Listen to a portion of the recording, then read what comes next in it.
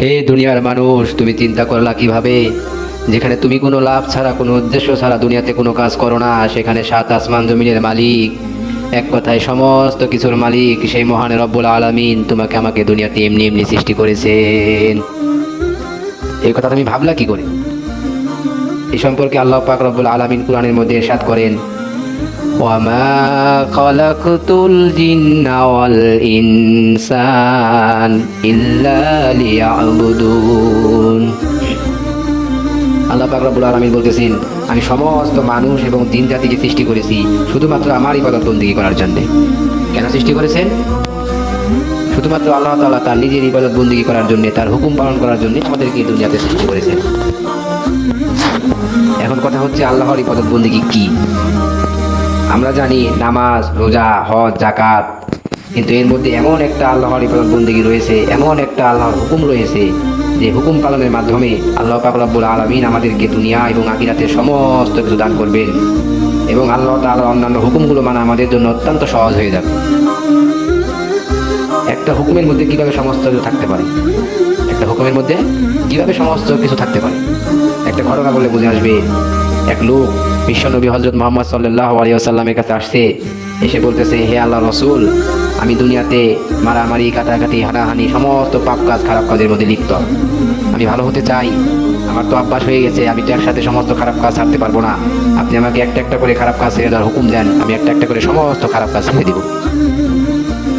তখন বিশ্বনবী হযরত মুহাম্মদ সাল্লাল্লাহু আলাইহি ওয়াসাল্লাম বললেন, ঠিক আছে, আজকের পর থেকে তুমি আর কখনো মিথ্যা কথা বলবা না।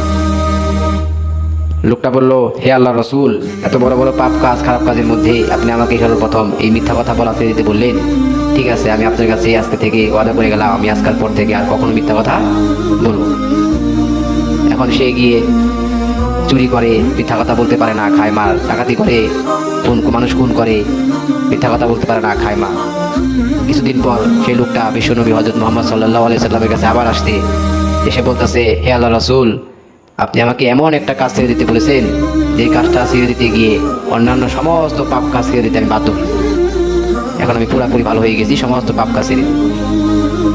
ঠিক সেরকমই আল্লাহ পাক রব্বুল আলামিনের এমন একটা হুকুম রয়েছে, যে হুকুম পালনের মাধ্যমে আল্লাহ পাক রব্বুল আলামিন আমাদেরকে দুনিয়া এবং আখিরাতের সমস্ত কিছু দান করবেন, এবং আল্লাহর বাকি হুকুমগুলো মানাও আমাদের জন্য অত্যন্ত সহজ হয়ে যাবে।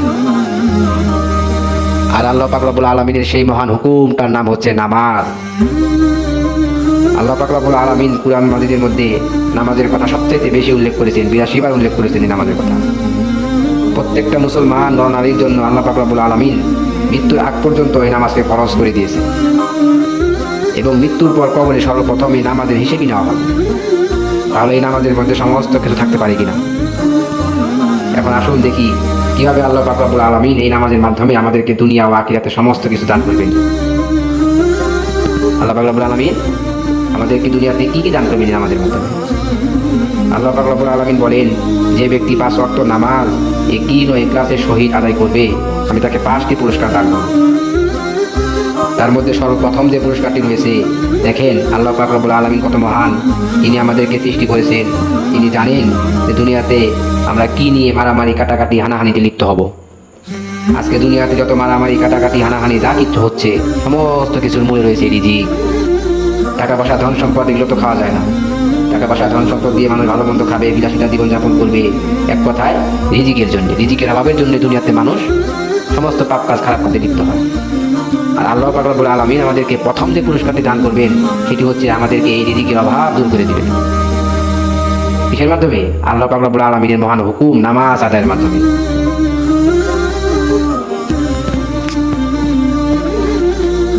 আল্লাহ পাক রব্বুল আলামিন যে নামাজের মাধ্যমে আমাদের রিজিকের ব্যবস্থা করে রেখেছেন, আর আমরা এই নামাজ বাদ দিয়ে এই রিজিকের জন্য দৌড়াদৌড়ি, ছোটাছুটি করি। আল্লাহ পাক আমাদেরকে এখনো যে রিজিক দিচ্ছেন, রিজিক খাওয়াচ্ছেন, এটা আল্লাহ পাক রব্বুল আলামিনের দয়া। ২ নম্বর পুরস্কার হচ্ছে কবরের আযাব মাফ করে দিবেন। কঠিন আযাব, যে আযাবের কথা আমরা চিন্তাও করতে পারি না, সেই আযাব মাফ করে দিবেন। ৩ নম্বর হচ্ছে ফুলসিরাত, ৪০,০০০ বছরের রাস্তা বিদ্যুতের গতিতে পার করে দিবেন। ৪ নম্বরে হচ্ছে ডান হাতে আমলনামা দিবেন, এবং ৫ নম্বরে বিনা হিসেবে আল্লাহ পাক রব্বুল আলামিন আমাদেরকে জান্নাত দান করবেন। সকলে বলুন আমিন। কিসের মাধ্যমে? আল্লাহ পাক রব্বুল আলামিনের ফরজ হুকুম নামাজ আদায়ের মাধ্যমে। কোন নামাজ?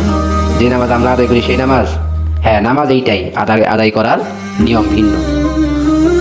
বিশ্বনবী হযরত মুহাম্মদ সাল্লাল্লাহু আলাইহি ওয়াসাল্লাম যেভাবে নামাজ আদায় করেছেন এবং সাহাবাদেরকে যেভাবে নামাজ আদায় করার শিক্ষা দিয়েছেন সেইভাবে নামাজ আদায় করা, অর্থাৎ একীন ও ইখলাসের সহিত নামাজ আদায় করতে হবে। আর যে ব্যক্তি আল্লাহর হুকুম 5 ওয়াক্ত নামাজ একীন ও ইখলাসের সহিত আদায় করবে, তার জন্য আল্লাহ পাক রব্বুল আলামিনের বাকি হুকুমগুলো মানা অত্যন্ত সহজ হয়ে যাবে। কারণ তার দিলে আছে আল্লাহর ভয়, সে আল্লাহর ভয়ে আল্লাহর কোনো হুকুমই বাদ দিবে না। আল্লাহ পাক রব্বুল আলামিনের যখন যে হুকুমটা রয়েছে সে তখন সেই হুকুমটাই পালন করবে। আল্লাহ পাক রব্বুল আলামিন আমাকে আপনাকে আল্লাহ পাক রব্বুল আলামিনের মহান হুকুম এবং নবী সুন্নাত অনুযায়ী চলার তৌফিক দান করুক। ওয়া আখিরি দাওয়ানা আনিল হামদুলিল্লাহি রাব্বিল আলামিন।